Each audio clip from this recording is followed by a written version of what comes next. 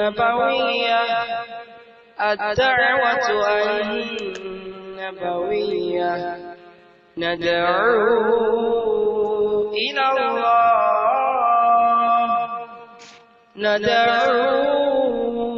إلى الله بالكتاب والسنة الدعوة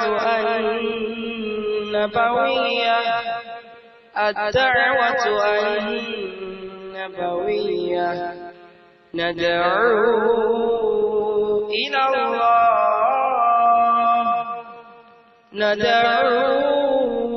إلى الله بالكتاب والسنة الدعوة النبوية الدعوة النبوية ندعو إلى الله بالكتاب والسنة الدعوة النبوية الدعوة النبوية ندعو إلى الله بالكتاب والسنة الدعوة النبوية الدعوة النبوية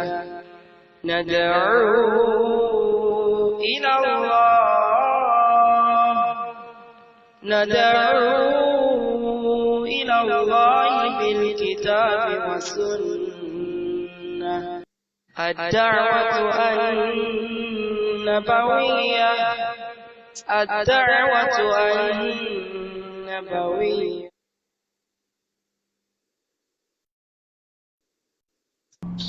الحمد لله رب العالمين والصلاة والسلام على رسول الله أما بعد السلام عليكم ورحمة الله وبركاته. أرجو الله سبحانه وتعالى تتشوق للجادة إلي تمسي الإسلام أترى لكم كلا تكلفنا محمد صلى الله عليه وسلم إن الله سبحانه وتعالى tó ṣe ní àwòkọ́ṣe eléyìí tó fi ń dáa jù fún ẹnìkọ̀ọ̀kan wa. Àbí Allah subhanahu wa ta'ala kó má dáwọ́ àánú àti àlékún àánú àti kẹ́rẹ̀ dúró lórí àwọn sàhábà rẹ̀ náà. A rí pé lórí ètò wa lónìí a rí àwọn sheikh wa Sheikh Habibullah Al-Adawi láti mọ̀ rí wọn ní orí ètò báyìí. A dẹ̀ rí pé ó ṣe díẹ̀ tí wọ́n ti wá bí kó ṣe wípé àìwá wọn ìmí lè ṣẹlẹ̀ látọ̀dọ̀ mi, ìmí ó lè jẹ́ nẹ́tíwọ̀kì, oríṣiríṣi nǹkan ni ó ń fà á. Ṣùgbọ́n a dúpẹ́ fún Allah subhanahu wa ta'ala pé gbogbo ẹ̀ pátápátá náà kò sí kankan tó wá látọ̀dọ̀ àwọn sheikh ń bẹ, ọ̀dọ̀ mi náà ni gbogbo ẹ̀ ni ó ti wá. Kọ́lọ́hun kó bá wa sàwọn afáwa ní ẹ̀san olóore láyé bí àtijọ́ gbèǹde al-qiyama. Síwájú ká tó àárín tó tọ́pìkì gan àti gbé wá láti bí ọ̀sẹ̀ mẹ́ta sísìn wíwá àtẹ̀gùn lọ sí ọ̀dọ̀ Ọlọ́run. Àwọn àlàyé àwọn ìrújú eléyìí tí wọ́n ti gbé wọ wíwá àtẹ̀gùn yìí, torí wípé nínú àwọn pírọ́blẹ́mù tá a ní láyé lónìí náà ni wípé a fẹ́ wá tẹ̀gùn lọ sọ́dọ̀ Ọlọ́run ọba kí ní jẹ́ bẹ́ẹ̀. Wíwá tẹ̀gùn láyé látara pé mo fẹ́ gba nǹkan lọ́dọ̀ ẹnìkan táwọn lè fi ṣe àkàsọ̀ dọ́dọ̀ rẹ̀ à ń ṣe nínú ayé náà, ṣùgbọ́n lọ sọ́dọ̀ Ọlọ́run ọba bó ló ṣe yẹ kó rí òun náà fẹ́ ṣàlàyé fún wa. Sáàlẹ̀ fún àwọn afásà tẹ̀gùn lọ sọ́dọ̀ Ọlọ́run, ìjà ní Ànábì sallallahu alaihi wasallam sàtẹ̀gùn lọ sọ́dọ̀ Ọlọ́run. Gbogbo àwọn nǹkan iná pátá òun ni àwọn sheikh wa òun náà fẹ́ ṣe àlàyé rẹ̀ fún wa. Yóò dẹ̀ wà kí a fi ọkàn bá àwọn àfáà wa káfọkàn bá wọn lọ. So Ànábì sallallahu alaihi wasallam toro ní hadith lẹ́ pé àlímọ́ fẹ́ kà lójoojúmọ́, ṣùgbọ́n nǹkan tí ó jẹ́ kí n ka hadith yẹn gbà tá bẹ̀rẹ̀ ni wípé mo rí pé a ti pẹ́ ká tó bẹ̀rẹ̀, mo dẹ̀ fi kí sheikh mọ̀ wípé a ti wà ní orí ètò. Òun náà ni wípé Ànábì sallallahu alaihi wasallam sọ fún hadith tó lẹ́sẹ̀ lẹ́ wípé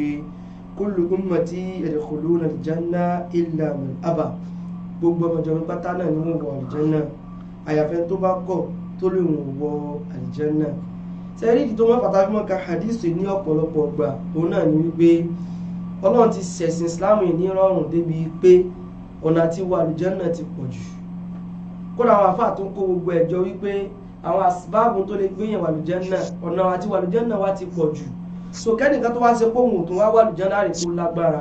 lẹ́yìn pé àwọn tọ́píìkì wa yẹn gbogbo nǹkan tó lè ń dáyàn láti mọ́ wọ àlùjánnà náà là ń ṣe àlàyé. àwọn ṣe kọ́ ti bá ṣàlàyé pa wípé kí là ń pè ní karama àwọn tá a sì ní àwọn àwùlíyà wọ́n ti bá sọ àwọn nǹkan yìí àwọn nǹkan tó ṣe wípé wọ́n fi ń da nǹkan rú lọ́pọ̀lọpọ̀ ọgbà náà ni a fẹ́ bọ́ síbi kásátẹ̀gùn pàtàkì jùlọ rí pé sáàlẹ̀ fànàbí ìsì àtẹ̀gùn sáàlẹ̀ fàwọn afá àtàtẹ̀gùn wẹ̀ náà ni wọ́n ṣe àlàyé fún wa kémi wọ́n tún pọ̀ ní ọ̀rọ̀ àwọn èèyàn ti mí sí àwọn afá wa gan látijọ́ tí ààrin wọn gbé wa àsáwálì kan lọ́sọ̀ọ́ kan ṣe. Wa alaikum salam wa rahmatullahi. Now Sheikh ali bẹ̀rẹ̀ báyìí sá ẹ má bínú sí wa látijọ́ yìí o ẹ má bínú torí tọ̀nà wọn bá ìbínú ẹ má bínú. káwọn èèyàn tún lè bá àmọ́ bó mo fẹ́ kí wọ́n mọ̀ pé àwọn àfáà wa alápọ̀nlé ni wọ́n tó ìgbà tí mo rí pé prógráàmù yẹn kò lọ dáadáa pé wọ́n dẹ̀ pọ́n prógráàmù wa yìí wọ́n pọ́n wa lé wọ́n pọ́n lọ́n lé lára wa ni ó yìí bá ti mọ́ sọ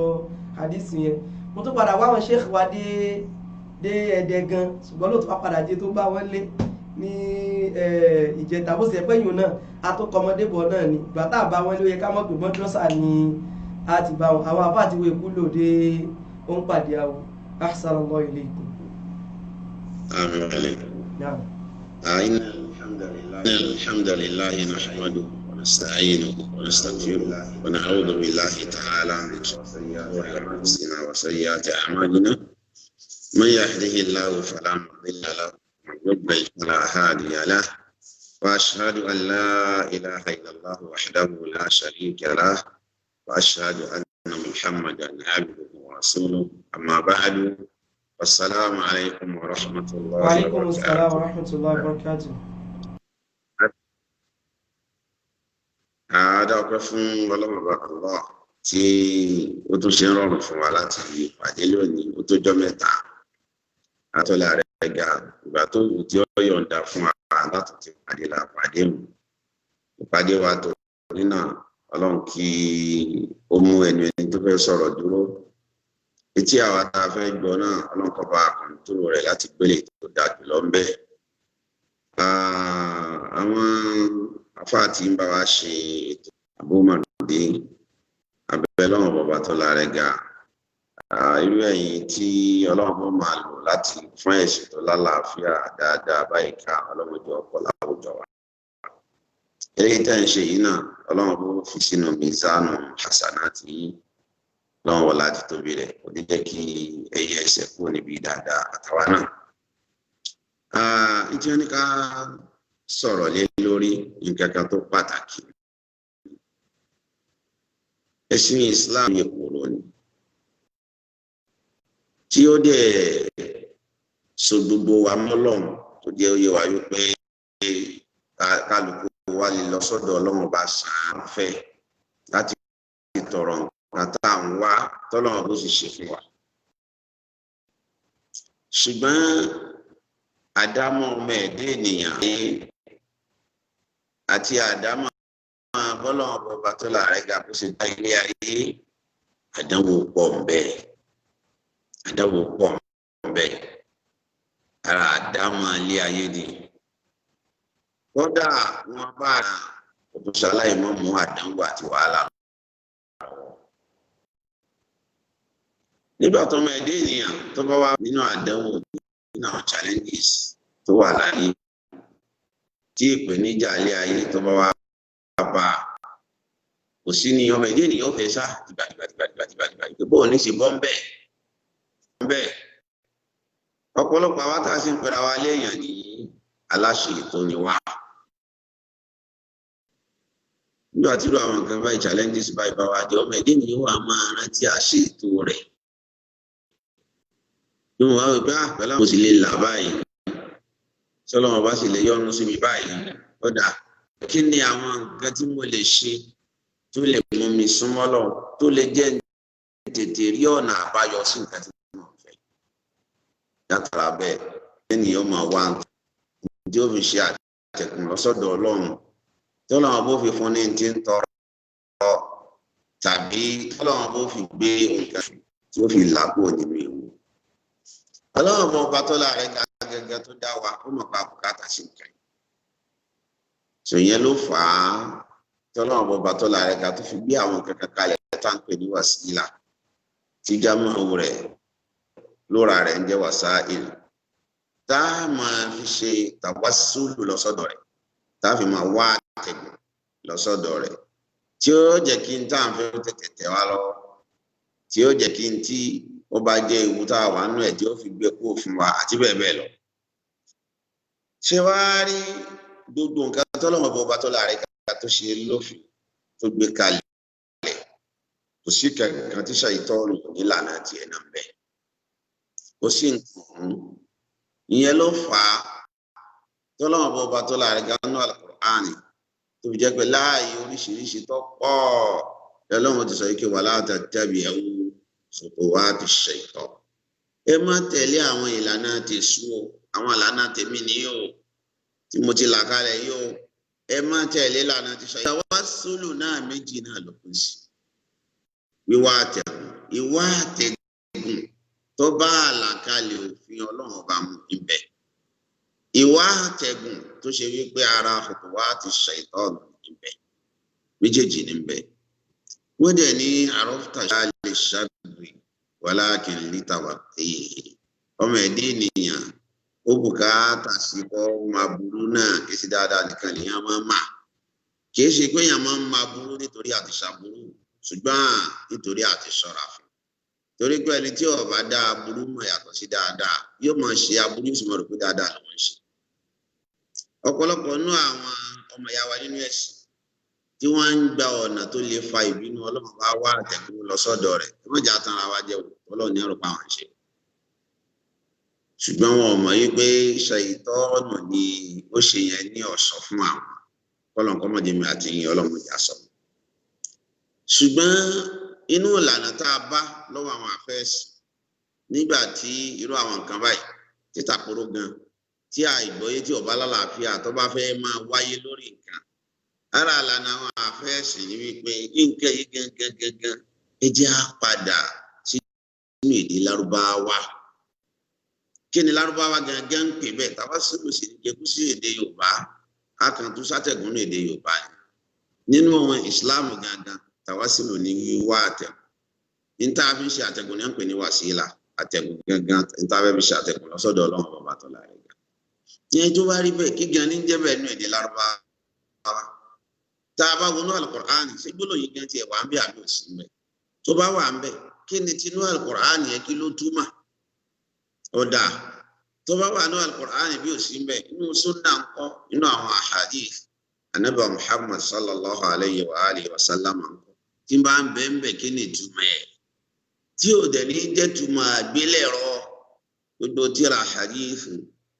tó jẹ́ àwọn tíra àpilẹ̀ làwọn àfáà àgbà ti lo àsìkò wọn tí wọ́n fi ṣe àlàyé wọn tí wọ́n ní kọ́mẹ́ntìrì lórí wọn tí wọ́n ṣàlàyé wọn níbàámu sí pé kí ni a túmọ̀ sí kí ni a túmọ̀ sí. Àwùjọ wa ilé àti rí àdánwò kéèyàn kankan wòye pé àgbọ́yé tòun ni kó sì mọ sọ̀sọ́kùsọ nípa àwọn ọ̀rọ̀ tá Ànábì sallallahu alayhi wa sallam sọ tó sì jẹ́ pé wọn àti ìbídájì ẹ̀ tàbí ká má ti tẹ̀lú wọn dó táwọn àfáà ti ṣe àlàyé ru hadith bẹ́ẹ̀.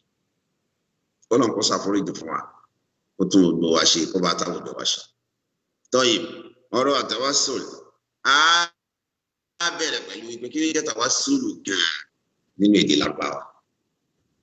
Ṣé tá a ti ẹ̀yà Al-Qur'an ṣáà lè bá nǹkan tó jọmọ́ báyìí ṣáà lè bá ń bẹ̀. Tá a bá bá ń bẹ̀ kí ni ìtumọ̀ rẹ̀? Tá a bá kọ́ mọ ìtumọ̀ rẹ̀ ìgbà yẹn láwàá tún ṣàlàyé nǹkan kan fún wa. Òun náà ní kí n tán pé ń tawassulu yìí ó pín kì í ṣe oríṣi kan kì í ṣe oríṣi kan kódà ìdájọ́ wọn.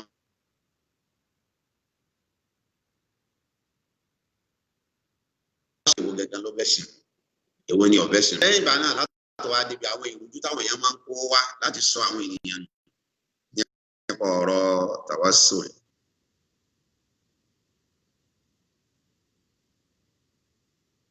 àwọn ọmọ lẹ́sẹẹsẹ lẹ́yìn tọ́lọ́run bọ́ tó láàrin kápá ọmọ bẹ̀ lónìí á sọ pẹ̀lú ọlọ́run onípọ́jọ́ ti lọ. eléyìí tí ìgbàláyò bá sí fún àti mẹ́nubà lónìí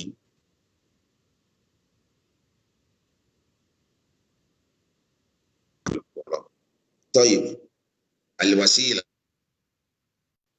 eléyìí tí àtẹ̀gùn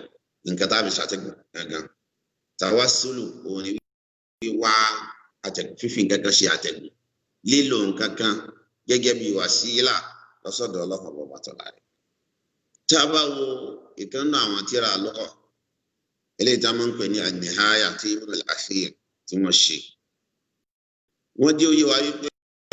nínú èdè Lárúbáwá tí a lọ́gà rẹ̀ lẹ́yìn tíra lọ́gà ni o wọ́n ní àdúbàdé wá sílùú lẹ́yìn nínú èdè Lárúbáwá wọ́n ní òun ní ar-raghibu wọ́n lẹ́ni tí ń ṣe ojú kòkòrò kankan.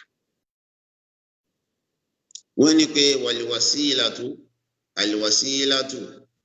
eléyìí tí ń ṣe nǹkan tá a fi ń ṣe àtẹ̀kùrúbàtú wal-wasila òun ní nǹkan tí èèyàn fi ń wá ìsúnmọ́ lọ tàbí tí èèyàn fi ń wá àǹsúnmọ́ nǹkan kan bóyá kì í sọ́ba nǹkan jẹ́ mutlaq àti nǹkan tí ó lè jẹ́ alárinà láàrin nǹkan méjì. wọ́n ní wa ma yutawassalu bihi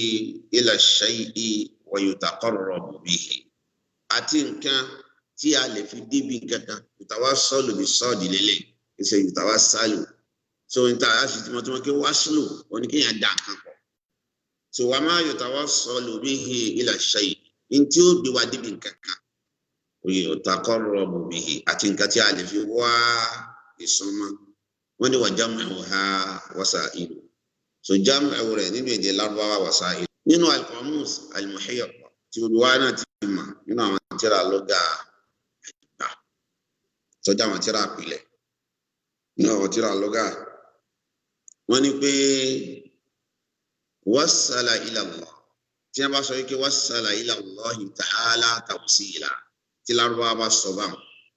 ìtumọ̀ rẹ̀ ní pé amila amalan taqarraba ilayhi wọ́n ní pé ìtumọ̀ ìtọ̀ ní wípé ó ṣe nǹkan kan amila amala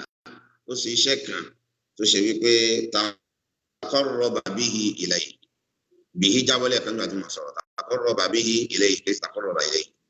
amila amalan ó ṣe iṣẹ́ kan taqarraba bihi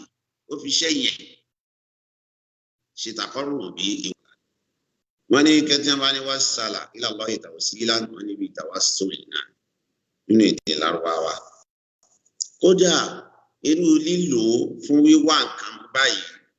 ó bẹ nínú àwọn orin Lárúbáwá àwọn tí a bá borin Labid nínú orin rẹ̀ kí wọ́n ní àrọ́ náà la yadruna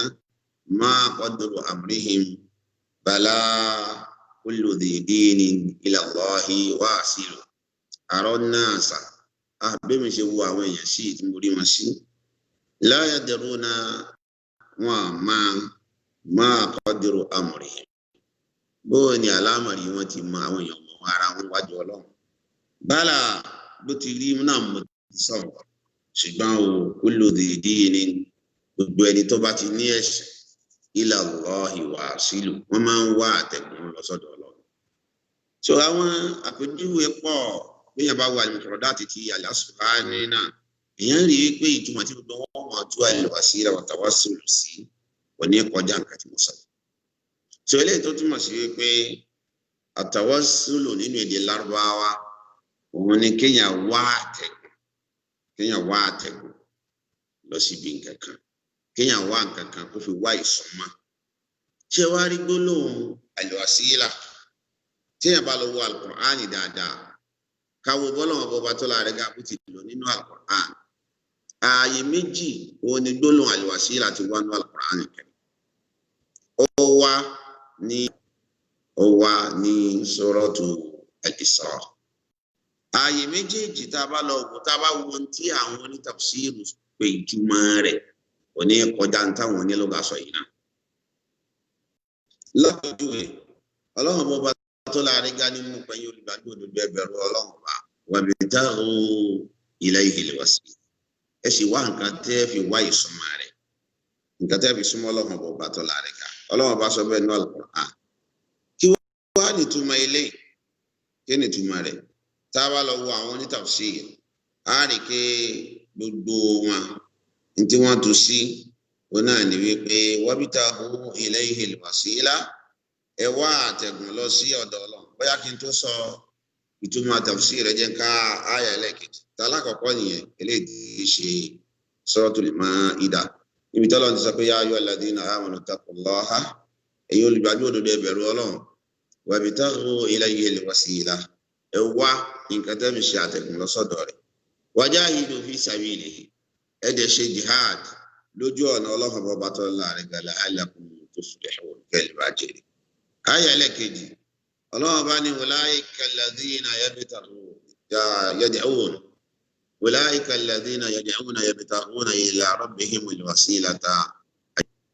wa yarjuna rahmatahu wa yakhafuna adhabahu inna adhaba rabbika kana mahdhura. àyà eléyìí ó náà pàtàkì àǹfààní kan bẹ́ẹ̀ tá a padà mẹ́nubà ṣùgbọ́n ká tó mẹ́nubà ọ̀rọ̀ túmọ̀ là ń sọ lọ́wọ́. àyà alákọ̀ọ́kọ́ àtàyè àyà ẹlẹ́kejì alákọ̀ọ́kọ́ ni wabtaghu ilayhi al-wasila. Hello? àyà eléyìí oorun yà wọn kan ó ní yabtaghuna ila rabbihimul wasila. àwọn eléyìí wọ́n máa ń wá wàsílà nǹkan tí wọ́n fi ṣe àtẹ̀gùn lọ sí ọ̀dọ̀ Ọlọ́run bá wọn kí mọ́ bàa jẹ́ ni pé ìtumọ̀ tẹ̀mí mú tú àgbà àfa àgbà nínú onítafsir tí ò sí èméjì ń bẹ lọ́dọ̀ ẹnì kankan nínú mùsùlùmí ó ní Imamul Mufassirin àfa àgbà Ibn Jarir at-Tabari kọlọmbà kẹwọn nínú tafsir wọn ìgbà tí wọ́n fẹ́ tó àyà alákọ̀ọ́kọ́ yẹn wọ́n ní yá ayyuhal ladhina saddaqu Allaha wa rasulahu àwọn tí wọ́n gba Ọlọ́run ọba lódodo tí wọ́n gba Ànábì sallallahu alayhi wa sallam lódodo ní ìránṣẹ́ Ọlọ́run bá pè wọ́n wípé kí ni o Ọlọ́run ní kí wọ́n bẹ̀rù lẹ́yìn tí Ọlọ́run ọba tó láàrin ká ní kí wọ́n bẹ̀rù táwọn bá ní wa qulubul qurbata ilayhi ẹ wá ìsúnmọ́ Ọlọ́run wa qulubul qurbata ilayhi ẹ wá ìsúnmọ́ Ọlọ́run bil amali bima yurdihi pẹ̀lú pé kẹ́ ẹ ṣiṣẹ́ eléyìí tí ó yọ Ọlọ́run ọba nínú eléyìí tí ó mọ̀ túmọ̀ sí pé ìtumọ̀ rẹ̀ náà ni wíwá al-qurba wíwá nǹkan tí èèyàn fi súnmọ́ lọ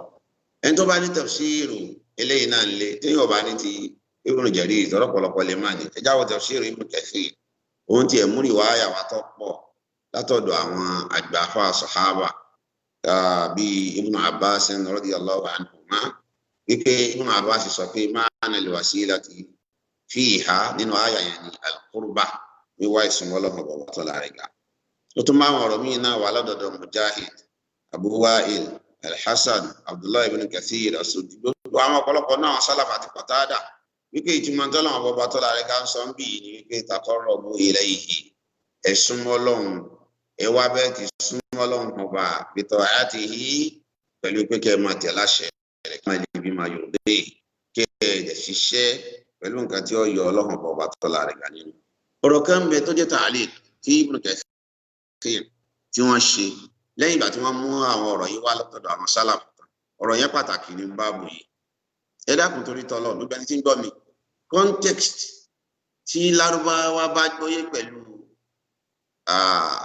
èdè wọn tí wọ́n sì fi ń lò ó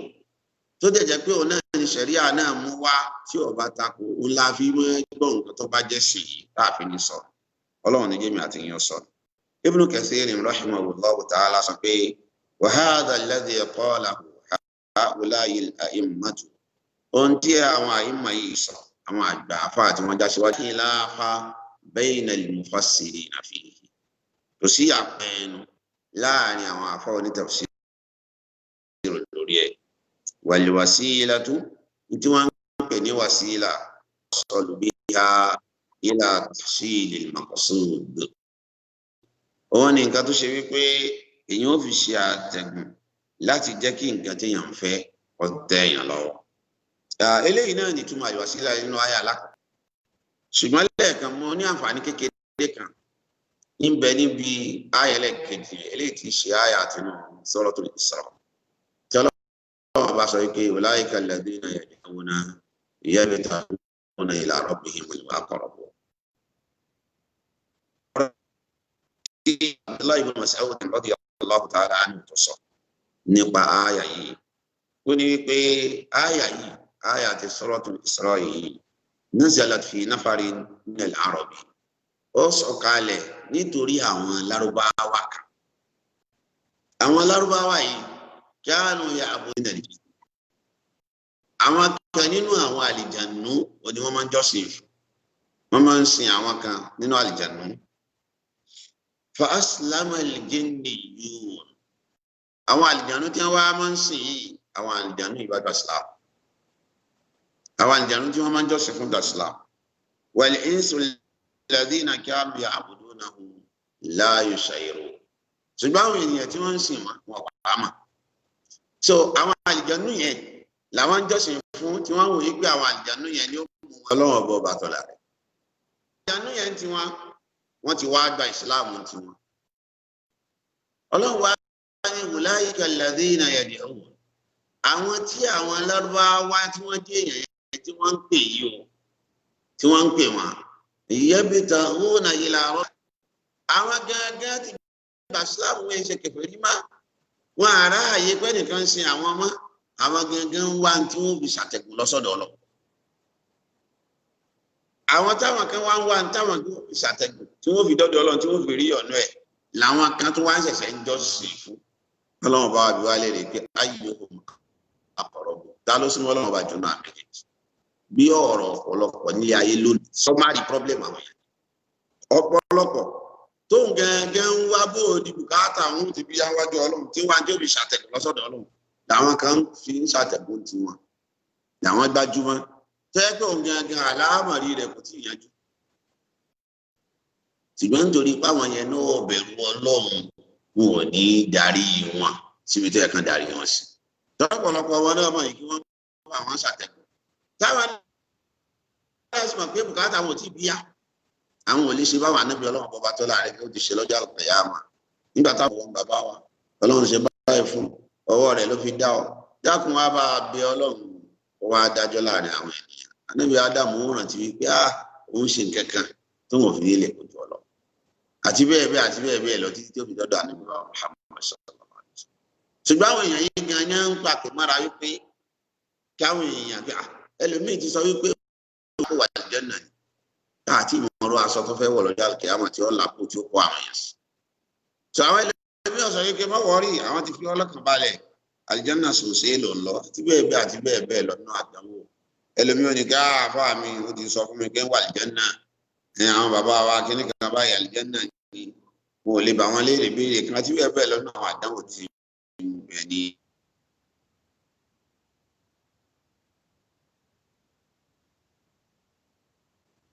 Ọlọ́run ọba tó láàrẹ ga àlùwàsílà wíwá bò ní èyí ó ti súnmọ́ Ọlọ́run ọba tó láàrẹ ga Lárúbáwá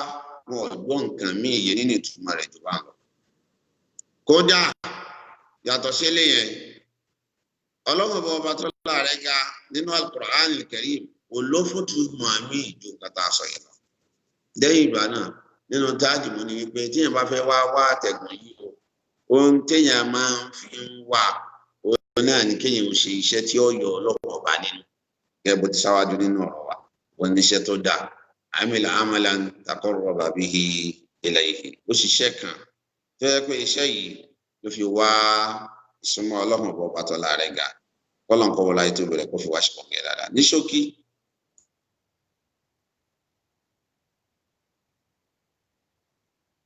ìdápẹ́ ní al-manzilatu ar-rafi'a ipò tó ga wíwà ní ipò tó ga al-wasila ni yẹ bó ti wá nínú hadith tí Ànábì sallallahu alaihi wa sallam sọ wípé tá a bá gbọ́ tí a pẹ̀lú.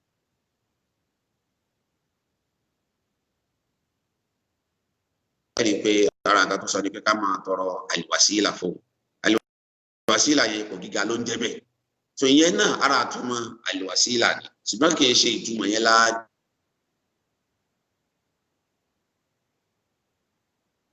ṣe ìṣàrọ̀ sí torí bàtà bá rí ọmọ dàbí bàtà ṣe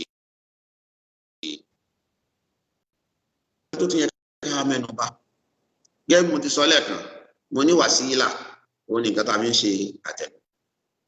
ṣé wá rí nǹkan tá a fi ń ṣe àtẹ̀gùn yìí mo sọ fún wa yìí pé jámọ̀ rẹ̀ ní àlùwàsáìlì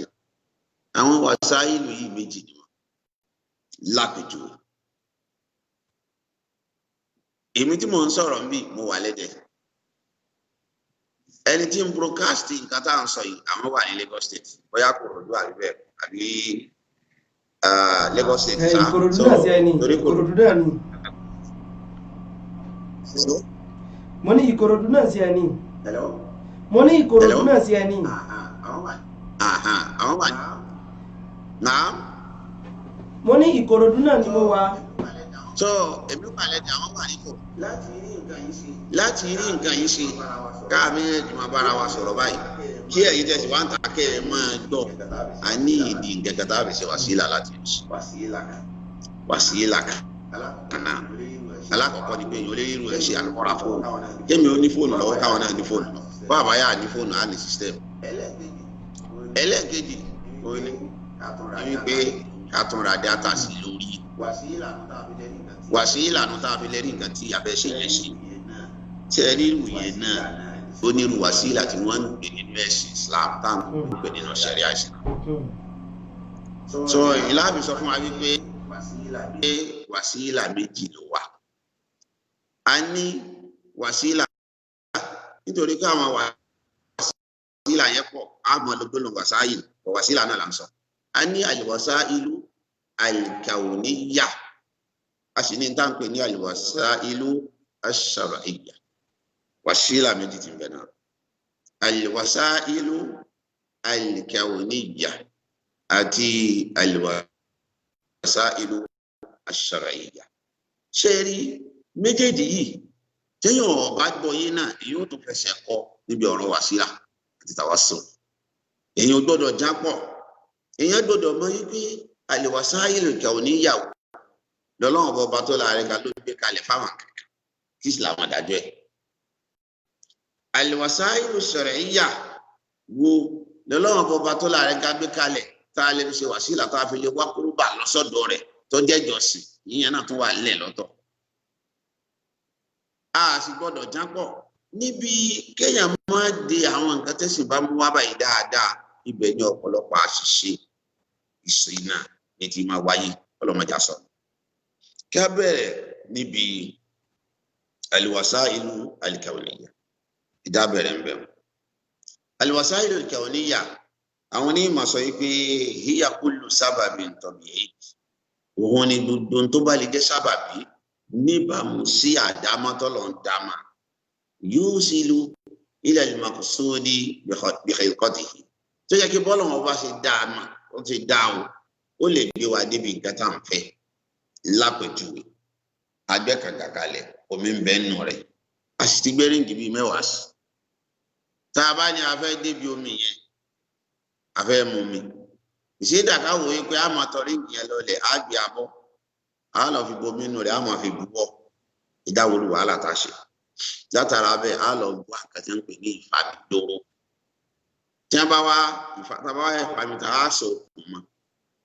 bó ṣe wà yẹn tọ bí a ìfàmì eléyìí táwa kan máa ń pè ní dóró ló lè jẹ́ pé ó lè má jẹ́ odò Yorùbá ní pè ní dóró tọ bí a bọ́lọ́mù bọba tó láàrin ká ti dá òun ní pé yóò ṣe lu ilẹ̀ ìmọ̀sóòdì yóò gbé wa débi omi yẹn omi wà ń sálẹ̀ àwọ̀ wà ń tà á níwọ̀nù kànga á sì ná síbẹ̀ yóò sì gbòmí wá fún wa lọ sábàbùn kàwọ́ní nìyẹn sábàbùn kàwọ́ní wàsílà tó ń kàwọ́ní yá nìyẹn sọ eléyìí tó ṣe pé gẹ́gẹ́ mo ti sọ lẹ́ẹ̀kan kullu sábàbí tabi'iyyin yusilu ila al-maqsudi bi khilqatihi allati khalaqahu Allahu biha yóò jẹ́ òbí wa débi táwọn.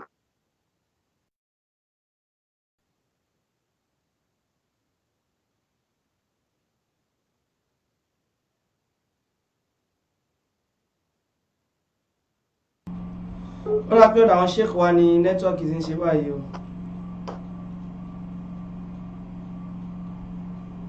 lọ́wọ́ ní nẹ́tíwọ́ọ̀kì yẹn ti ń nà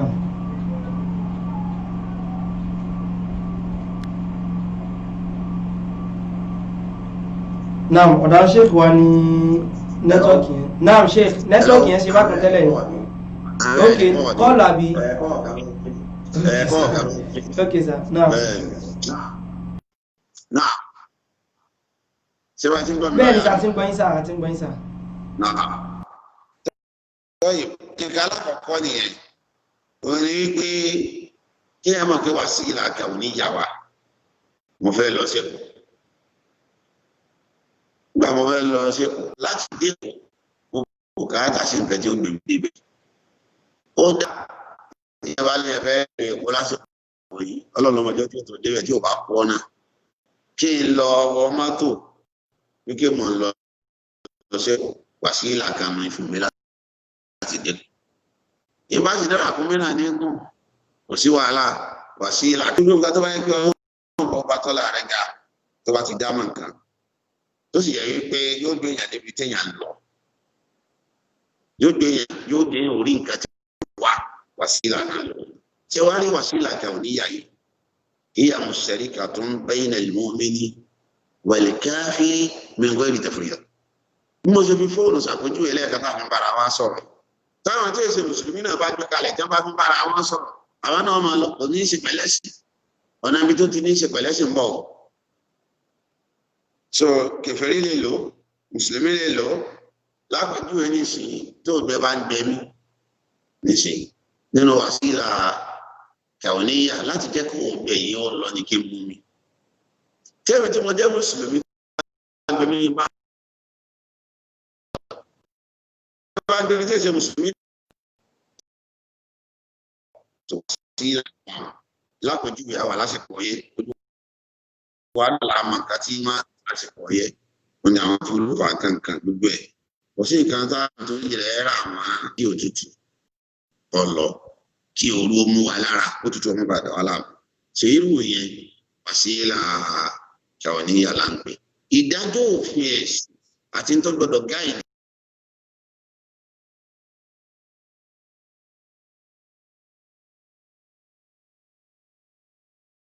ní ayé bá àbí kí n tó ṣàlàyé sí. ẹ bá wa tún bíbẹ̀ yẹn ṣàlàyé nígbà tẹ́ ń sọ̀rọ̀ nípa èèyàn fẹ́ mú mi tó gbẹ sí gbẹ mùsùlùmí nígbẹ kèfèrí ibi ọ̀rọ̀ sweater yẹn kankan yẹn nẹ́tíwọ́ọ̀kì yẹn ń ṣe bákan ní ọ̀dọ̀ yín bíbẹ̀ yẹn. níbẹ̀ à. bẹ́ẹ̀ ni àwọn akọ̀bà tẹ́ ti kọ́ ọ̀kan yẹn nẹ́tíwọ́ọ̀kì yẹn ti ń ṣe bákan. wàsílà kàwọníyà tàbí àlùwàsáìlú àìkàwọníyà òun ni níta a máa fi ń ṣe tàwa sùn tó sì ṣe déédéé bọ́lá ọkọ̀ ọba tọ́lá rẹ̀ kà bó ṣe dá mọ́ níyà yìí pé yóò gbé adé bí tàǹfẹ́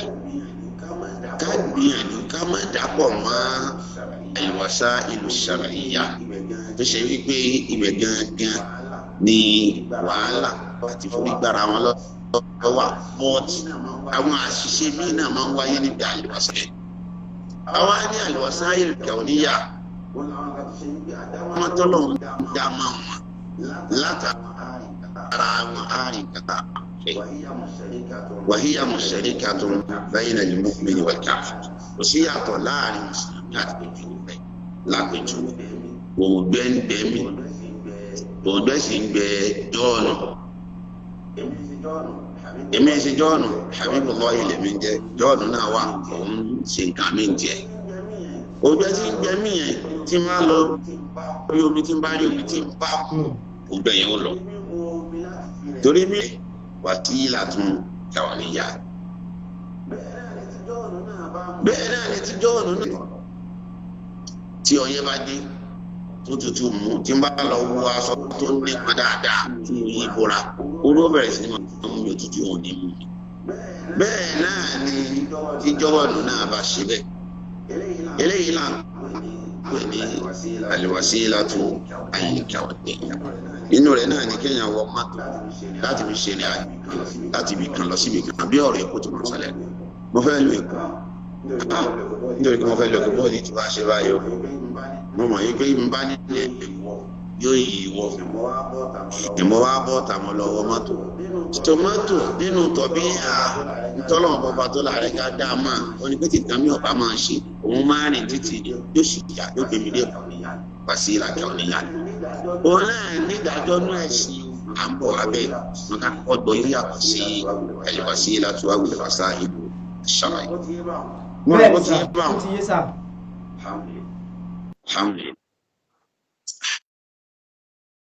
alhamdulillah àwọn nǹkan kan tá à ń pè ní al-wasa'il ash-shar'iyya àwọn tó jẹ́ wàsílà tó yẹ pé ṣẹ̀ríà ló mú wá tó pé wàsílà fún wa ṣe rí bí ìyàgbọ́dọ̀ gbọ́ kókó kan yìí yẹ pé ṣẹ̀ríà tí ń bẹ ń bẹ yẹn nísbà ni aṣàfitì ẹ̀ sí ṣẹ̀ríà ni tá a bá ti lè sọ wípé hadhihi wasilatun shar'iyya kẹ́nìkan kan mọ́ sọ fún ayé kí tá a bá ní wasilatun lẹ́yìn ọ̀bẹ sí wọn ní kí ló ń jọ ọ̀bẹ sí mu al-aslu fil ashya al-ibaha ìpìlẹ̀ ní kí gbogbo nǹkan lọ́lẹ́tọ̀ lẹ́yìn ọ̀bẹ sí yẹn nù torí al-aslu fil ashya al-ibaha ibi wasailu kauniyya ló ti lè lò èyí ṣe níbi al-wasailu shar'iyya ìtọ́sí lóbi al-wasailu kauniyya yẹn àlàyé tó ń bọ̀ lórí òun náà al-wasailu shar'iyya àǹfààní tí ń bẹ níbi fífi ti ṣẹ̀ríà ní wípé láti pẹ̀lú nǹkan bẹ́ẹ̀ ní wàsílà tàbí ṣe tawassulu a gbọ́dọ̀ rí èrí fún ṣẹ̀ríà gẹ́gẹ́ orí bíbẹ́ ẹ̀kọ́ kò sáǹfààní níbi ṣíṣe níṣìbà rẹ̀ sí shar'iyya laqtatun nabawiyya ńlá pé ìkànnì wáyé ó túnmọ̀ sí gbogbo tá a bá gbọ́n sọ́ńbẹ̀ gbọ́dọ̀ ṣe déédéé ìlànà ànábì Muhammad sallallahu so tá a bá ti mú nǹkan kan tá a bá ti lè tì sí nǹkan kan ó túmọ̀ sí wípé nǹkan yẹn ló mú nǹkan wà láti lọ́ máa ń ṣe nǹkan tá à ń ṣe yẹn níbàámu sí so tá a bá ní al-wasailu shar'iyya láàrin orí sọ́ba ṣẹ̀ríà mú tá a bá sọ náà kò sí nǹkan tó burú bí ọba ṣẹ̀ríà mú túmọ̀ rẹ̀ ní pé ọlẹ́rìí fún ọ̀rọ̀ náà tàbí nínú ọ̀rọ̀ ànábì Muhammad sallallahu tàbí àgbọ́yé rẹ̀ sí nǹkan kan náà Al-Qur'ani tó fẹ́ fi tú ó ṣe déédéé tí àwọn sálàfù tó máa tú. mo rò pé ìwà bá láàrin sọ wípé náà alhamdulillah láàrin sọ wípé al-wasailu shar'iyya hiya kullu sabab bá fẹ́ lò bí okùnfà yutawassalu ila al-maqsudi tá a fẹ́ wá à ń tọ̀rí ní ọ̀nà tó ṣe bá gbà ní wípé máa ṣàrọ̀ Allahu ta'ala ìlọ́nà ò bá gbé kalẹ̀ lófin ṣẹ̀ríà ìsìlámù gangan ló mú wá tá a bá ti wá ní ṣẹ̀ríà ìsìlámù ló mú kẹ̀kẹ́ wá bẹ́ẹ̀ ẹ̀rí wípé ó bẹ́ẹ̀ nù ṣẹ̀ríà gbọ́dọ̀ wà gbogbo aláàmà sọ́ọ̀sì ibi láti mú ṣẹ̀ríà ìsìlámù àmàpá ní primary source secondary source primary source ní ìtàbọ̀ sí àwọn ilé ìtókù secondary bí ọ̀rọ̀ ìjìmọ̀ bí ọ̀rọ̀ kìíyàsá àti bí àwọn nǹkan mìíràn lọ pẹ̀lú àlàyé tó pọ̀ tí ń bẹ lórí wọn. tó gbọdọ̀ jẹ́ wípé ọlọ́run bá ló gbé kalẹ̀ irú wàsílà bẹ́ẹ̀ ọlọ́run ló ní ọyá ẹ̀ lọ́mọ fi tábà ìṣàkẹ́ àwọn àmọ̀ wa pẹ̀lẹ́ rí wọn. sọ̀wọ́ bá yára hàn fi kitabihi wa sunnati nabiyhi tó lọ́n fi ṣe àlàyé ẹ̀ nínú tírà rẹ̀ tí sàlùkọ́ tàbí látẹnu ahọ́n ànábì Muhammad sallallahu alayhi wa sallam. وسيلة إليه خاصة بالمؤمن المتبع وده وسيلة لكم خاصة بالمؤمن أنتم بعد مؤمن دوني بعد إنه الله دوني بعد إنه أنا محمد صلى الله عليه وسلم دوني بعد دودو المتبع تيجي أنت لا شيء أنت لا شيء أنا محمد صلى الله عليه وسلم كيش وسيلة جنرا بيا وسائل الكونية بقى ó sì gbé èmi dẹ́kun òun ní yóò gbèjọ́ ọ̀nà náà dẹ́kun òun ni yóò gbé kò fowó rọlá ni yóò gbé dẹ́kun báwọn ẹlẹ́bọ mẹ́fà ní gàgàjà fẹ́ lọ bọ níbì kan lókè Ìbàdàn náà fẹ́ lọ bọ ní olùmọ̀rọ̀ kìíní òbí kan ní mọ́tò náà wọ́n gbé lọ yóò gbé débẹ̀ táwọn náà bá ní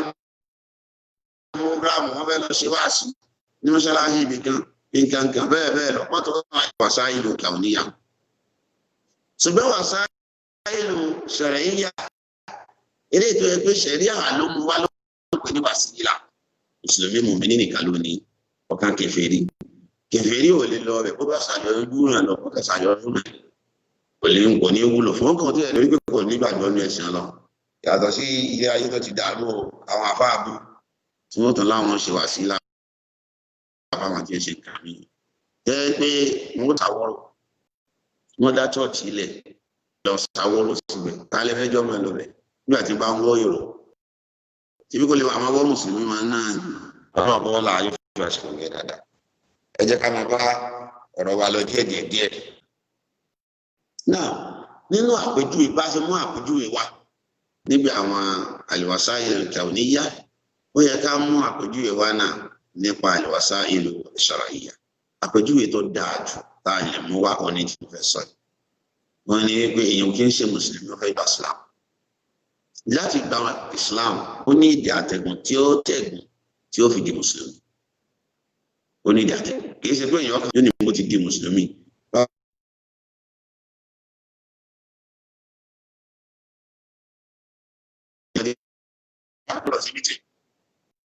oríṣiríṣi àdánwò àtẹ̀gùn téèyàn ó tawassala biha ila Allah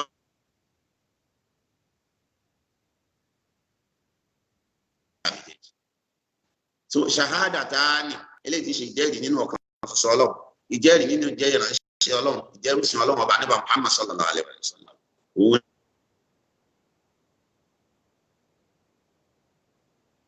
nínú ọkàn ṣoṣo Ọlọ́run kò lè jẹ́ mùsùlùmí. láyé jẹ́ mùsùlùmí kọ̀sọ́gbọ́n tó fẹ́ dá sí kò ní ìlà tó bá dọjọ́ àlùkìyámà kò ní ìlà kọ́lọ́n wọlá ìtòbí rẹ̀ kọ́lá ìní kọ̀ọ̀kan wá kúrò níbi àbúrò. tọ́yì bákan náà ó náà ní wípé nínú tí ò sí iyèméjì bẹ̀ wípé nínú wasā'ilu shar'iyyah ni ó ní nǹkan tí mo fẹ́ sọ yìí. ó ní bí ànábì Muhammad sallallahu alayhi wa sallam nínú hadith kan ọkọ̀ alẹ́ kọ̀ọ̀kan ó ní man ahabba ẹni ó bá wù nínú yín an yubsata lahu fi rizqihi ó fẹ́ jẹ́ ká sì kí wọ́n gbáyé ó fẹ́ jẹ́ kọ́ lọ́n ṣe olólówó ó fẹ́ jẹ́ ká sì kí wọ́n máa pọ̀ sí i wa an yunsa lahu fi atharihi kò fẹ́ kàn kúlẹ̀ kan náà kó sì tán láyé ó tó fẹ́ jẹ́ bí òun ogun ó sì tún ṣẹ́kù ń bọ̀ bá tún kù Ànábì sallallahu alaihi wa sallam ní wípé falyasi rahimahu ó máa dẹbi pọ̀ ó túmọ̀ sí wípé mímọ dẹbi pọ̀ wàsílà ní láti ra àsìkiri àtọ̀dọ̀ lọ. èrò wasā'ilu al-kawniyya torí pé ọ̀pọ̀lọpọ̀ táwọn akọ́gbọ̀n rò ní wípé ìdẹ̀bí pọ̀ kíyàn fẹ́lẹ̀ owó èèyàn ọ̀tàn yàrá ìnáwó ọ̀tàn owó gẹ́gẹ́ bí òbá náà ṣe bí máa ń jẹ́ ọ̀pọ̀ sí. ṣé èrò wàsílà ilé tá a bá fi làákà ìwò tẹ́ bá sọ fún yàn wípé ìmọ̀ afẹ́ jẹ́ mi ní ogun àbí kíyàn máa ń lora rẹ̀ lókuló kó máa jẹun tó dáa kó máa ṣe eré pa kó máa ṣe nǹkan tó lè gbé ìjàmbá kódà ìkànnì tó tó bẹ́ẹ̀ sì mú àwọn èèyàn tó sọ pé kéèyàn má ṣe nítorí pé èèyàn fẹ́ gbálé ayé tí wọ́n wòye pé ara wasā'ilu kawniyya ni láti jẹ́ mi ogun lápòjú àwọn dókítà ó ní má jẹran púpọ̀ jù wọ́n máa jẹran màálù púpọ̀ jù torí pé tó bá ṣe kínní ó sanra bàbá ti sanra ó lè láìsàn báyìí ó lè lóríṣiríṣi wasā'ilu kawniyya ṣùgbọ́n kéèyàn sọ wípé máa dẹbí pọ̀ ẹ̀mí rí owó àsìkí kò ní ìdíkọ̀ ẹ̀ṣẹ̀ lọ́nà sàwúrè pọ̀ ẹ̀rí pé ṣẹ̀rí àlùmọ̀rò rẹ̀ wá ẹ̀rí wí rẹ̀ sí ní nǹkan tàṣọ nínú ọ̀rọ̀ Ànábì Muhammad sallallahu alaihi wasallam. ṣe irú eléyìí a gbọ́dọ̀ gbọ́ yé báyìí wípé al-wasā'ilu al-kawniyya ó yàtọ̀ sí al-wasā'ilu ash-shar'iyya ká sì mọ̀ yàtọ̀ láàrin wọn ní ṣókí bá a ti sọ yẹn àlàyé táwọn afẹ́sì tí wọ́n ṣe lórí rẹ̀ ó pọ̀ gan-an wọ́n kọ́ wọ́n láyé tó rẹ̀ kó fi wá ṣe kò yẹ dáadáa. ilé ó wá kó ká bọ́ sí step kan yẹn òun ni wípé tá a bá ní àwọn wasā'ilu kawniyya lélẹ̀ tá a ní al-wasā'ilu shar'iyya lélẹ̀ tí shar'iyya yẹn ká ti ẹgbẹ́ sẹ́gbẹ́ kan àti màá pé sẹ̀rí aláìbá àṣàlàyé àmọ́ al-wasā'ilu kawniyya àti máa ń tí ń débẹ̀ bọ́ sí gbogbo ẹ̀ ló lẹ́tọ̀ọ́ ẹ jẹun fún alápèjúwe lẹ́ẹ̀kan mo ní kí n fẹ́ lo èkó nígbà tí mo wá fẹ́ lè kó mo lọ́wọ́ mọ́tò kò sẹ́ni kankan nù wá tí ó wòye sọ bẹ́sìn máa bí ọbẹ̀ sí ṣùgbọ́n mo fẹ́ wà lé lọ sí èkó mo wá wà lẹ́ni mo wá bọ́ sínú yàrá mi mo wá bẹ̀rẹ̀ sí ní pe àwọn kankan pé mo fẹ́ di ọ̀fẹ́ ni mo di ọ̀fẹ́ báyìí bága ní kí n ti láǹdì tàbí mo sì fẹ́ máa lọ yìí mo fẹ́ pe àwọn kankan tí má ti pè wọ́n báyìí kí n bára mi ní pálọ̀ àbúrò àdé ní báyìí ṣé mo kí wàsílà kan náà fẹ́ lò àbí bẹ́ẹ̀ wàsílà kawniyya sí ni tọ́yì kí ni irú ìdájọ́ yẹn ìyẹn ló fà á tó fi jẹ́ pé al-wasā'il al-kawniyya náà agbọ́dọ̀ máa dájọ́ ẹ̀ tọ́yì bó láti ọ̀nà bí tá a máa gbà á mà wípé eléyìí wasā'ilu kawniyya ni tá a sì fi mọ̀ yí pé yes ó lẹ́tọ̀ọ́ abùkátà sí nǹkan méjì nípa al-wasā'il al-kawniyya ká tó sọ wípé a lè lò láti lè fi wá láti lè fi àdéhùn góòlù wá abùkátà sí nǹkan méjì ẹni tí ò bá sáàfù méjèèjì tí ò bá lò tó bá kàn lo wàsílà tó fẹ́ yóò fẹsẹ̀ kọ ibẹ̀ dẹ̀ ní ọ̀pọ̀lọpọ̀ mùsùlùmí tí ń fẹsẹ̀ kọ tí wọ́n fi ń ṣàgbákò tí ó yẹ kàn ṣe kọ́lọ́n wọlé tó bẹ̀rẹ̀ kó fọ̀rọ̀ rẹ̀ yé wa kó fi wá sí omi dáadáa alákọ̀ọ́kọ́ wàsílà tí yẹn bá fẹ́ lò nínú àwọn al-wasā'il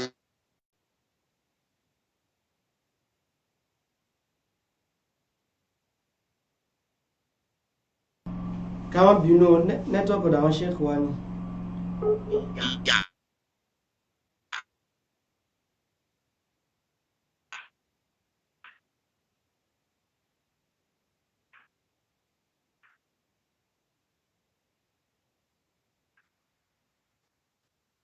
الدعوة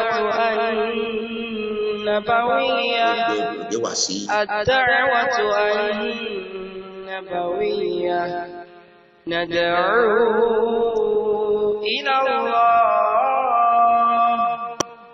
ندعو إلى الله بالكتاب والسنة النبوية الدعوة النبوية ندعو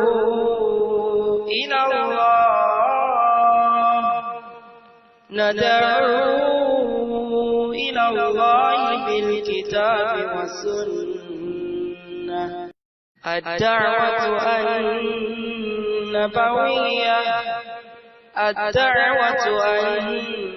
النبوية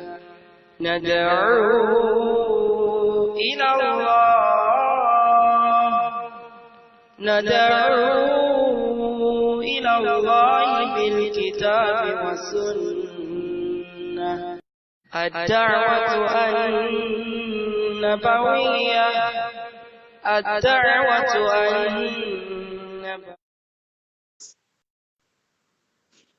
káwọn bínú torí tọ́lọ́ nẹ́tíwọ́ọ̀kì ọ̀dọ̀ àwọn ṣéèkì wa ni ó ṣe bákan náà ṣéèkì. ṣé ó ti ṣe padà rí. bẹ́ẹ̀ ni sàó ti wá òkè padà sà. ẹ má bínú àwọn èèyàn ní pè mí láti mọ́ dúró sáwọn ọmọ tí mo wà. náà ibi tá a dé wọ́n ní wípé kí ni dọ́ọ̀mẹ́kù kí ni òde tá a fi máa mọ̀ wípé nínú al-wasā'il al-kawniyya náà kì í ṣe gbogbo mùsùlùmí máa ń lò ó bóòlù àṣẹ mọ eléyìí tọ̀tọ̀ àti eléyìí tí ọ̀tọ̀ àní wípé nǹkan méjì ni ká tó lè sọ wípé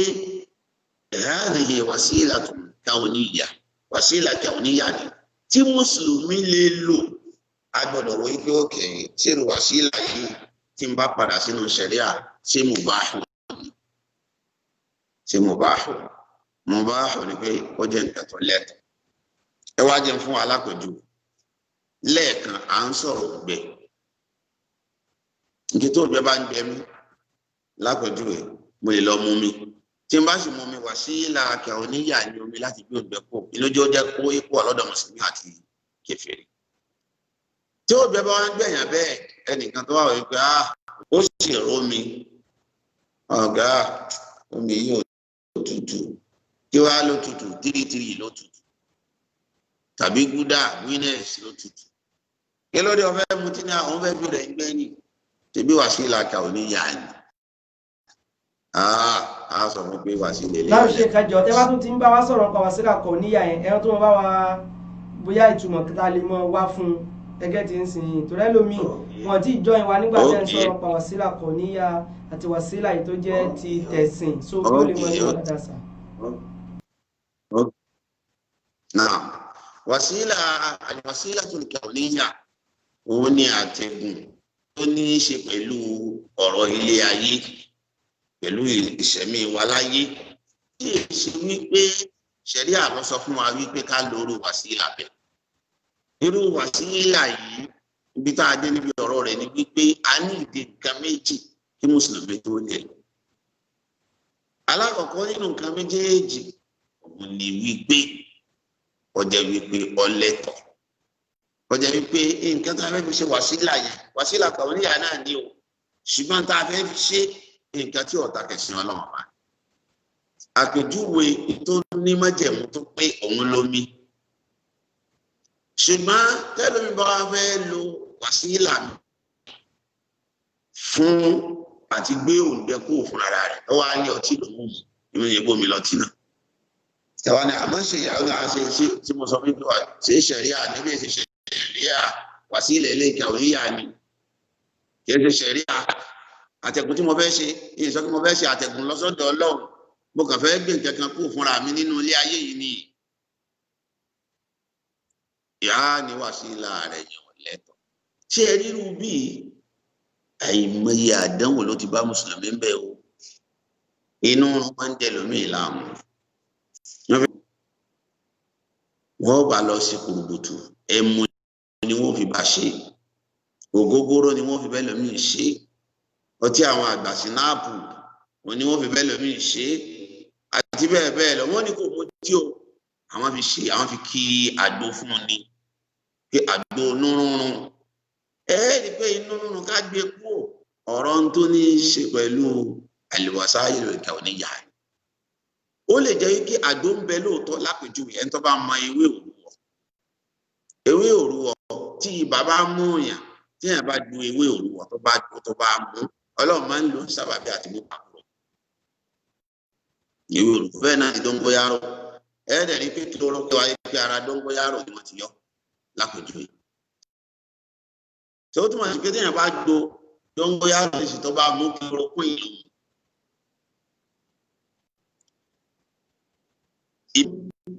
tí kò tí ì pọn tán téèyàn bá sa tí wọ́n bá gé sínú omi tí wọ́n fi ká fúrásì òun náà a máa ṣe àǹfààní fún ìwòsàn ara. tọ́yìn gbogbo nǹkan tí mo sọ ìbẹ́pẹ kò sí nǹkan tó ní a máa jẹ ìbẹ́pẹ nù sẹ́ríà kò sí nǹkan tó takò nù sẹ́ríà kò sí nǹkan tó ní a máa lo káfíńrà nù sẹ́ríà ó yẹ lọ mú fún bà kò sí wàhálà ṣùgbọ́n nínú Islam tó ní a máa mú ti bẹ tó bá rí bẹ́ẹ̀ Ànábì sallallahu alaihi wa sallam ó ti ní Ọlọ́run kò fi wòsàn ìjọ mi sínú tó ṣe léèwọ̀ fún wa ó bá lè sọ pé ọ̀fẹ́ ṣe pé ojú wa ṣe láǹkà oníyà nígbà tí ìsọ pé mo fẹ́ ṣe lọ́run tí mo ní mo fẹ́ ṣe bàdá ẹni lọ́rùn mi mo fẹ́ gbé kú lọ́wọ́ àwọn mùsùlùmí rárá. mo rò pé àlàyé mi yẹn ní kékeré ó yẹ kó ráyé bá wọn. alhamdulillah bẹ́ẹ̀ náà ni bí ẹlẹ́yìn fẹ́ kọ́ máa lo ẹran ẹlẹ́dẹ̀ tàbí àwọn tí ọlọ́run kọ́ wọlé ètò rẹ̀ kó tọ́ àwọn mùsùlùmí ṣe kó ṣàánú wá kó sì ṣàánú wá pẹ̀lú social media yìí náà bẹ́ẹ̀ lẹ́ni kí ẹ̀ máa fi ajá kó máa fi so ta.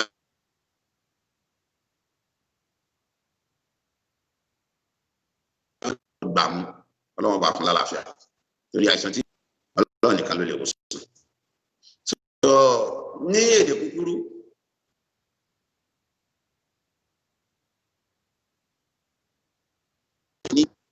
ní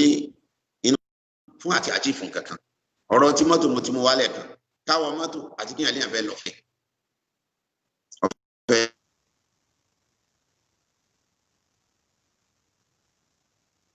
ẹnìkan wá mi lórí mo wá sápamọ́ mọ́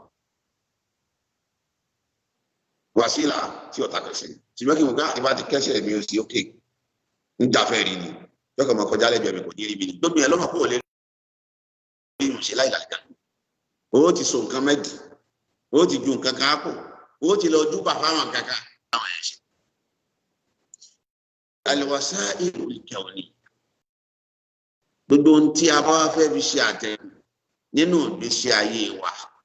láti àchífù nǹkan kan táwọn wá. Islam ọ̀tako ní òpin ìgbà tí nǹkan Yorùbá ti jẹ́ nǹkan tó takò nǹkan kan ní ẹ̀sìn. ibi tá a lọ. ṣùgbọ́n tó bá ilé ká nǹkan kan ní ẹ̀sìn mọ́sán máa gbọ́n sí mo wá sọ pé mò ń ṣẹ̀sìn ni ṣebí ọ̀rọ̀ ilé ayé lásán rárá o a sọ fún ọ wípé eléyìí kò bẹ́ sí. ara àwọn àpèjúwe rẹ̀ ọ̀pọ̀ gan-an díẹ̀ nú ẹ̀ òun ni nǹkan tí mo mú wáyé so ó ní wípé àwọn tí ń fọtí so àwọn tí ń lọ ń ṣe bọ́ lábẹ́ wípé àwọn wà nǹkan kan àti bẹ́ẹ̀ bẹ́ẹ̀ àti bẹ́ẹ̀ bẹ́ẹ̀ lọ nínú àwọn wàsá ìlòmí nínú àpèjúwe rẹ̀ tó dáa tí mo tún rántí nìsí òun ni wípé àwọn míì yẹn bá bì mà wọn wá wí pé tàbí wọn ti bá bì kú rí wọn wà lọ jálà sí lójú wọn ní táwọn bá ti kọlà sí lójú àwọn ẹgbẹ́ rẹ̀ tí wọ́n ń pè tí bí ń kú wọn ò ní pè mọ́ kíkọlà fún èèyàn ọ̀bẹ sí Islam àwọn ẹlòmíì gbọ́ngbọ́n ni wọ́n so mọ́ nídìí tàbí lẹ́sẹ̀ yóò máa wọ̀ kiri wọ́n máa pè pọ̀ kú ní ọba Islam ẹlòmíì tó bá bíbí nítorí káwọn àbíjọ ọmọ bá padà yóò wà lọ́mọ àtọ̀rọ̀ bára wọn ní ìbejì ọmọ bára ló bí so wàsílà tó fi prevent kọ́ mọ́ kú òun ni bára ti ń tọrọ so àti bẹ́ẹ̀ bẹ́ẹ̀ lọ àpèjúwe rẹ̀ pọ̀ láwùjọ wa bẹ́ẹ̀ náà ni wípé nítorí pé jẹ́ bá fẹ́ fi nǹkan kan ṣe kó wọ́n bá a ṣe òun kó wọ́n á fi ìfúnpá sọ́wọ́ kó so tẹ̀mí mà tàbí kó gbé nǹkan kan kọ́rùn tàbí fọ́tò níyàásì tàbí kẹ́yọ̀ wò ká tábà tí ń wa mọ́tò tí mọ́tò bá fẹ́ ṣubú báyìí ṣé níyàásì ó jáde yóò dọ̀ ọ́ àwa lẹ fọ́tò rẹ̀ máa nù nínú mọ́tò ẹjẹ́ tó fi mí kún ọ̀pọ̀lọpọ̀ lé nílẹ̀ Yorùbá àwọn tá a bá gbé ilẹ̀ Yorùbá òrìjínà láàrin wípé Yusufu àti kíní ìgbálẹ̀ ọwọ́ wọn ó sọ papọ̀ báyìí wọn fi pẹ̀lú ọ̀nà lé àbí ká fi kọ́nu fi wọ́n ní táwọn olè bá dé wọ́n kà mú gbálẹ̀ wọ́n mọ̀ gbálẹ̀ títí lè mọ́ so yóò bí àwọn èèyàn tó dákúdákú yìí kéèyàn wo bí ọ̀nà tí yóò fi prevent ó lè wọ́n ní pé kéèyàn lọ ṣe ẹbọ irú àwọn wàsáìlú báyìí wàsáìlú kà ò níyà ní lóòótọ́ ṣùgbọ́n ṣẹ̀ríà ọ̀tàkù nítorí wípé nǹkan tá à ń lò láti achieve ẹ̀ kò bá ṣẹ̀ríà mo rò pé yẹn ó yẹ kó yé báwọn pẹ̀lú gbọ́lọ̀ alhamdulillah nǹkan ẹlẹ́ẹ̀kejì tó jẹ́ mọ́jẹ̀mú fún tá a bá wá rí i pé yes kíní yìí ń tòótọ́ ó bá ṣẹ̀ríà ọ̀tàkù ṣẹ̀ríà ó kù mọ́jẹ̀mú ẹlẹ́ẹ̀kejì mọ́jẹ̀mú ẹlẹ́ẹ̀kejì ni pé à ń yakuna qad sábàtà tahqiquhu lil matlub kọjá wípé ó fẹsẹ̀ múlẹ̀ àwọn ghalaba dhalika ala dhann àbá ní ghalaba tó dhann wípé at least a ní 80% or 85% assurance wípé dáhùn fi àjífẹ̀ túrú ẹ̀ yàtọ̀ sí kó bá ṣẹ̀rí àmú ó tún gbọdọ̀ jẹ́ wípé má àkọ́kọ́ ń tà ń wáyẹ̀ lóòótọ́ kìí ṣe òdì wọn là ń bá káàkiri ẹ jẹ́ fún alákòjúwe kan.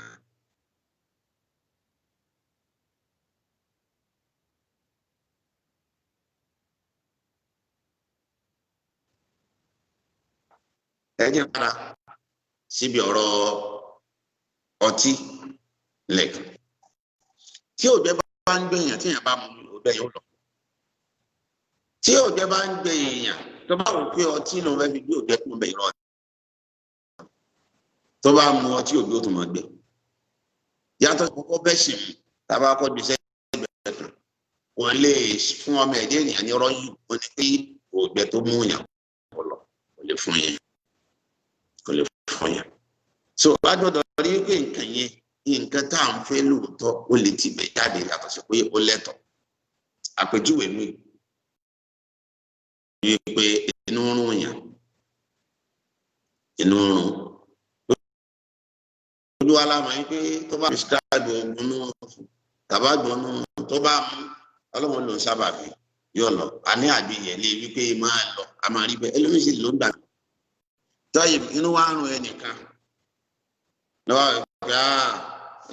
inú tí ń rún ìbò lè dọ́wọ́ àwọn ẹnìgbẹ́ bá ń gbé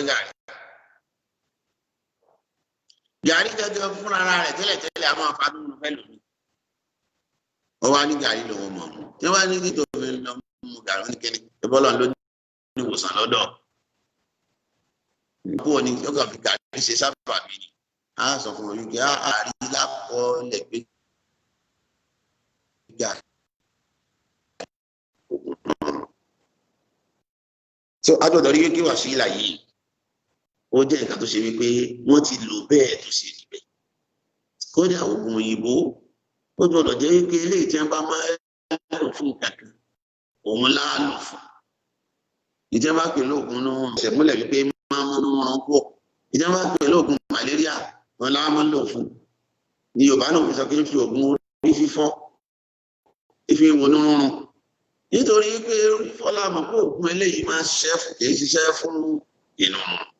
so ó gbọ́dọ̀ jẹ́ wípé alákọ̀ọ́kọ́ kí nǹkan yẹn kó bá mu nínú ṣẹlẹ̀ ní wípé ká mọ̀ wípé irú nǹkan tá à ń fẹ́ yẹn a máa jẹ́ wáyé bẹ́ẹ̀ irú àpèjúwe tí mo wá sọ lẹ́ẹ̀kan kí n tó padà sí ìjà abẹ́ ìlú Èkó àti wọ mọ́tò àìmọye ìyá ní wọ mọ́tò tá a sì lè ní wọn débẹ̀ kẹ́nìkan wá ní ọ̀fun ó yẹ ká wòye pé èèyàn mélòó àti wá ẹni tó ń lọ fẹ́ dínkù rí ó yẹ ká bi léèrè wọn ni ike sí ọ̀fẹ́ lè ṣe tàkíyèkù nǹkan tó ń fẹ́ kíní kan ní táwọn bá ti lò ìbẹ̀ yẹn náà wọ́n tó padà lò wọ́n tó yàn wọ́n bá lọ́sìkò so a rí i pé nǹkan yẹn ṣe tàkíyèkù nǹkan yẹn kò sí nǹkan tá a fi fi ẹsẹ̀ rẹ̀ múlẹ̀ lákòótú tọ́lọ́n kọ́ bọ́lá ìjọba rẹ̀ kọ́ sàánú wa àwọn ẹlòmíì wọn máa ń lè gbé ike tí mọ́tò bá láṣẹ́ǹtì báyìí àwọn kan fòyọ́ mbẹ̀ wọ́n fòyọ́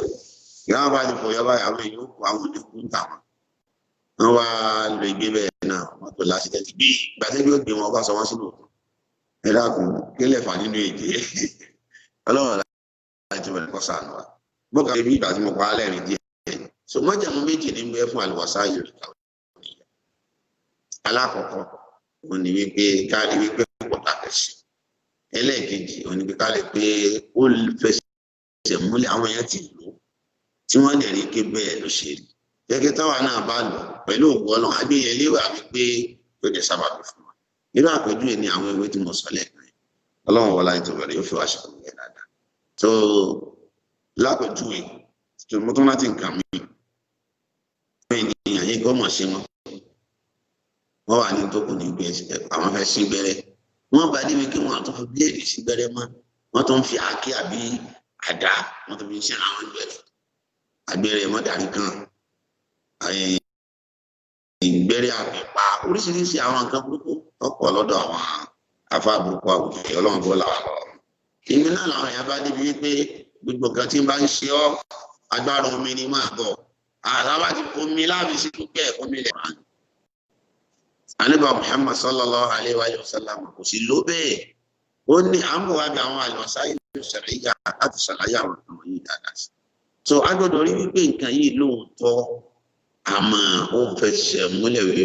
yóò lè gbé nǹkan yìí kó kí ẹ ṣe àfún kí ẹ ṣe kí ìfipá tí wọ́n á wẹ̀ yàn ní kókó tí wọ́n sì máa ṣe yọ ọ̀pọ̀ ìfúnpálá rẹ̀ tí wọ́n tún dé ń gé mi. ṣé nítorí pé kọ́mọ́ bá kú náà ni bó la ṣe wá bó ń dé ń gé ikú pa ó tó kún dè wọ́lá ọlọ́run níjà sọ ní fúláṣí kọ̀ọ̀kẹ́ rẹ̀. ẹ jẹ́ ń bọ́ sí ìfọ̀sílà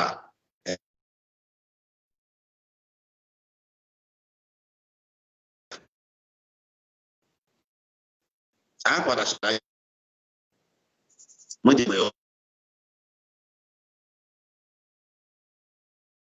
mọ́jẹ̀mú ọkàn fún àlùwàsá àṣàràyà kí ni mọ́jẹ̀mú ọkàn yẹn wọn náà ní wípé ṣòbótò ha fi ṣàràyè kárí ipò fẹsẹ̀ múlẹ̀ nínú ẹ̀sìn kódà kágbọ́n mi dáadáa o kì í ṣe wípé káradì sì tọ́ sọ tá a bá rádì sì tọ́ sọ ó gbọ́dọ̀ jẹ́ àdìsí tó fẹsẹ̀ múlẹ̀ o kì í ṣe wípé káni àwọn afárá sọ pé nínú Al-Qur'ani àbẹ̀rẹ̀ ayé àti súra mu tá a sì bá bẹ̀ lóòótọ́ tá a sì di pé kì í ṣe tukutu kì í ṣe tí ó fẹ́ inú ẹ̀ ló.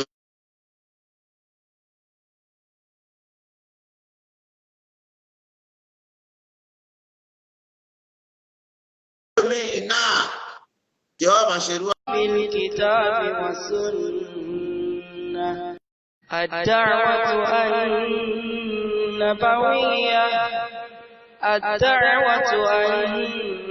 النبوية ندعو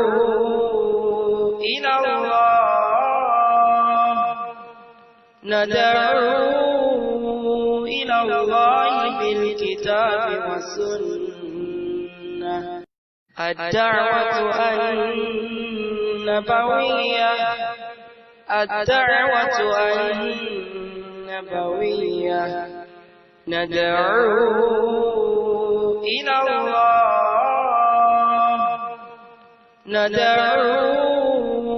إلى الله بالكتاب والسنة الدعوة النبوية الدعوة النبوية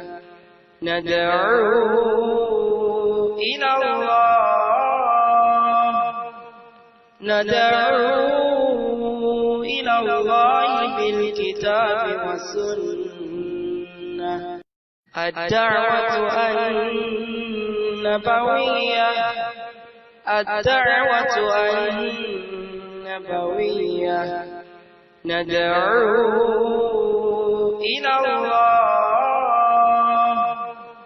ندعو إلى الله بالكتاب والسنة الدعوة النبوية الدعوة النبوية